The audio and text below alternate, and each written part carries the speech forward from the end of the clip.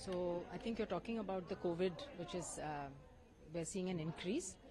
We need to be cautious, but not panicky. We don't need to worry because we don't have any data to suggest that this variant JN1 is more severe or it's going to cause more pneumonia or more death. ऐसा कोई data नहीं है. So I think what we need to do is try to take the normal preventive measures that we are all now familiar with.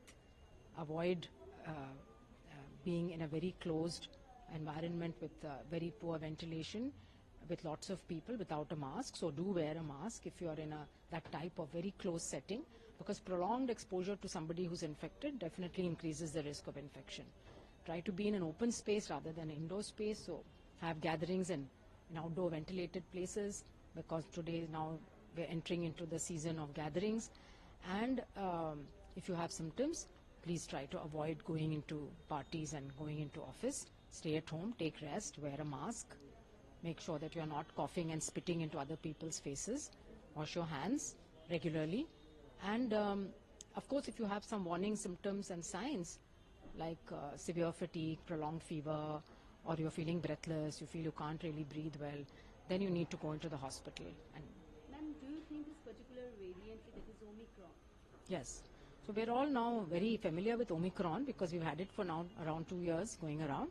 I think most of us have also been infected by Omicron. So it's the same family, so not much of change, but 1 or 2 new mutations which have come up. And that's why I think WHO has said, let's keep a watch on it. It's a variant of interest. It's not a variant of concern. So I think we need more data, we need to monitor, we need to step up the surveillance. But at this point, no need to panic. And what about hospitalization? Do you think if the hospitalization is going to increase, if the number of cases will increase? See, when number of cases go up, then there's always a small percentage of people who need to be hospitalized. So if you have 100 people with infection, 1 person will need to be hospitalized. If you have 1 lakh people, then 100 people need to be hospitalized. So that way, you will see that there's an increase in people getting sick. But hopefully it's not going to come to that. I think if people put their own personal precautions into place and we follow COVID appropriate behavior, because it's not only COVID, we have to realize that there are other respiratory infections circulating now in the winter, and therefore these precautions will help us against influenza, against common cold, against all infections, so we can stay healthy. And do you think, what about the masking basically? Masking is not mandatory? No, it's not mandatory. I think it should be voluntary in the sense that people should understand their own risk. Am I an older person? Do I have diabetes, hypertension, or do I have chronic lung disease? Then I must protect myself with a mask. Also, if I'm feeling sick, I'm feeling like I have a cough and cold, I should wear a mask to protect others. So I think those are all common sense things, but we should encourage each other. Shouldn't laugh at somebody who's wearing a mask. I think it's certainly a good practice. In many countries, you see that everybody is wearing a mask in the winter months. If you go to Japan, you'll find everyone is wearing a mask, especially when they're in public transport. So there's nothing wrong with, it's a good practice to do that. Ma'am, as we've seen that, the number of cases of this particular variant JN1, the number of cases increased during the time of some event in Goa. So because of the tourism also, it is a tourist place. Do you think at this point RT-PCR should be mandatory for the travelers at international airports? I don't think, you see, these are things that the government will put out the guidelines based on, the trend that they're watching. So I think right now we have not reached the point where these kind of things have to be put in place. Maybe we will in a couple of weeks, maybe we won't. We need to wait and see.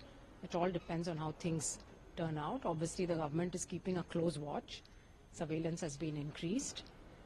All states are on high alert, and preparations have been made in case there is a need, for oxygen beds. So it's better to be prepared always, and we have to adapt to the changing situation. Yesterday there was a meeting. So what trend has been noticed if we talk about other countries, like 36 to 40 countries are facing this? Yes, I mean, it's similar to what we've seen in the past. One country identifies it, then other countries start reporting it, and then gradually over a period of weeks, if that variant has some properties which make it more transmissible, you'll see it increasing. This is what has happened with JN1. It was 0.1%, then it became 1%. Now it is 30% of all sequences which are globally being deposited in GISAID. From India also now the numbers of sequences will go up because genomic sequencing has been increased. So it's what is expected. It's nothing unexpected, and we knew that COVID will continue to mutate. It will continue to produce new variants, that we have to continue to be watchful. So it is playing out as it was expected.